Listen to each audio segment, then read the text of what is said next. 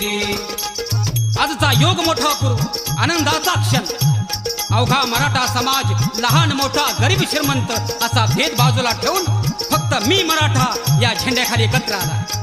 आरक्षणाच्या लढ्यासाठी अवघ्या मराठ्यांनी आपली वज्रमुठा वळली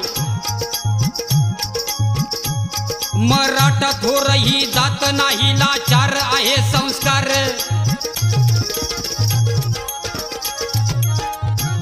मराठा थोर ही जात नाही लाचार आहे संस्कार